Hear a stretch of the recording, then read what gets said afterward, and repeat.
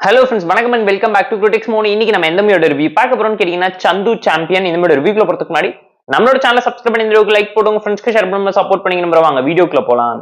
சந்து champion 2024ல release ஆன Bollywood sports drama movie, biopic. அதுவும் இன்ஸ்பைரிங்கான feel good drama சூப்பரா நரேட் பண்ணி காமிச்சிருக்காங்க. அமேசான் பிரைம் வெப்ல இருக்கு, செக் அவுட் பண்ணி பாருங்க. இந்த மூவியோட ஷார்ட் ஒன் லைன் ஸ்டோரி பார்க்கறதுக்கு முன்னாடி இந்த மூவியோட ஸ்டோரி எங்க இன்ஸ்பயர் பண்ணி எடுத்திருக்காங்கன்னு கேட்டீங்கன்னா, ரியல் லைஃப்ல பாரா ஒலிம்பிக்ஸ்ல போய் இந்தியாக்காக கோல்டு மெடல் வின் பண்ணிக்கிட்டு வந்த நம்ம ஸ்விம்மிங் சாம்பியனான முரளிகாந்தோட ஸ்டோரி தான் இன்ஸ்பைரிங்கா நரேட் பண்ணி காமிச்சிருக்காங்க. ஷார்ட் ஒன் லைன் ஸ்டோரி என்னன்னு கேட்டீங்கன்னா, நம்ம கதையோட ஹீரோ ஒரு ரெஸ்லரை பார்த்து சின்ன வயசுல இருந்து இன்ஸ்பைரிங்கா மோட்டிவேட் ஆகி இவர மாதிரி இந்தியாக்காக நம்மளும் ஒரு மெடல் ஜெயிச்சுட்டு வரணும்னு சொல்லி ஒலிம்பிக்ல ஆசைப்பட்டு இருக்காரு. அந்த மாதிரி டைம்ல வீட்டை விட்டு ஓடி போறவரு பெரிய ஆள் ஆகுறாரு, சோல்ஜரா நாட்டுக்காக சேவ் பண்ணிக்கிட்டு இருக்காரு. அங்க ரெஸ்லரா இருக்கிற ஒலிம்பிக்ஸ் போய் பாக்ஸிங்ல மெடல் ஜெயிக்கலாங்கிற அந்த ஒரு செகண்ட்ல கண்ணடிக்கிற வினாடியில பாத்தீங்கன்னா மெடலை தொலைச்சு வாழ்க்கையை தொலைச்சு ஒரு வார்ல அவரோட 2 காலையும் இழந்ததுக்கு அப்புறமேட்டு கூட ஸ்விம்மிங் சாம்பியனா பாரா ஒலிம்பிக்ல எப்படி அவார்ட் வின் பண்ணாருன்னு சொன்ன ஒரு நல்ல மூவியை பார்த்து என்ஜாய் பண்ணுங்கன்னா நான் உங்களுக்கு சஜஸ்ட் பண்றேன். ஸ்லைஸ் ஆஃப் லைஃப் கான்செப்ட்ல ஜேர்னி ஆஃப் லைஃப் எவ்வளவு அழகா பியூட்டிஃபுல்லா இருந்துச்சுங்கிற தாண்டி எவ்வளவு பெயின்ஃபுல்லா சஃபரிங்கா இருந்தாலும் பவுன்ஸ் பெங்கா ஹார்ட் ஹிட்டிங்கா ஒரு மனுஷன் ஒலிம்பிக்காக எவ்வளவு கஷ்டப்படுறான், டை ஹார்ட்டடா அவன் வாழ்க்கையை எப்படி சாக்ரிஃபைஸ் பண்ணிருக்காங்கிற ஸ்போர்ட்ஸ் டிராமா மோட்டிவேஷனா இன்ஸ்பைரிங்கா நீட்டா இருந்தனால பார்த்து என்ஜாய் பண்ணுவீங்க.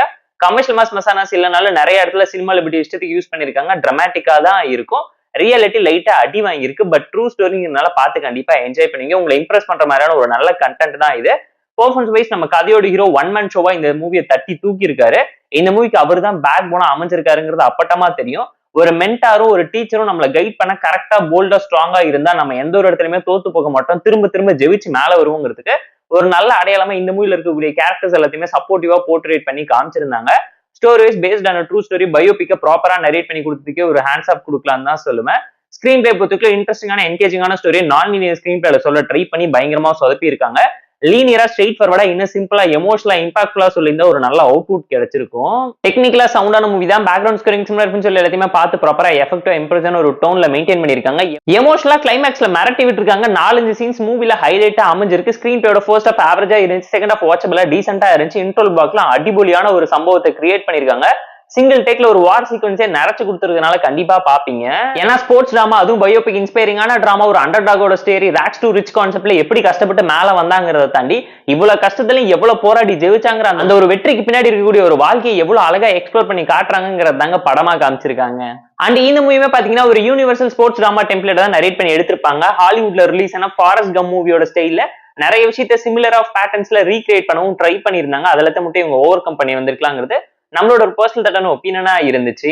ஏன்னா ஹீரோட கேரக்டர்ஸ் ஆர்க்கே ரொம்ப டிஃப்ரெண்டாவும் யூனிக்காவும் இருந்துச்சுன்னு தான் சொல்ல. அதுக்கு இன்னொரு முக்கியமான காரணம் என்னன்னு கேட்டீங்கன்னா, குஸ்தி வீரனா ரஸ்லிங் பண்ணணும்னு போய் பாக்ஸிங் பண்ணி சோல்ஜரா நாட்டுக்காக சேவ் பண்றேன்னு போய் திரும்ப ஒரு ஆக்சிடென்ட்ல விபத்துல கால் போனதுனால பாரா ஒலிம்பிக்ல அதுவும் ஸ்விம்மிங்ல எப்படி மெடல் அடிச்சாங்கிற கான்செப்ட் அண்ட் நரேஷன், எத்தனை ஃபெயிலியர்ஸ் எத்தனை சக்சஸ், அதை தாண்டி எவ்வளவு பெரிய ஸ்ட்ரகிள் எல்லாத்தையுமே எவ்வளவு டேக் இட் ஈஸியா மனுஷன் கூலா கடந்து வராருங்கிறத அழகா காட்ட ட்ரை பண்ணியிருந்தாங்க.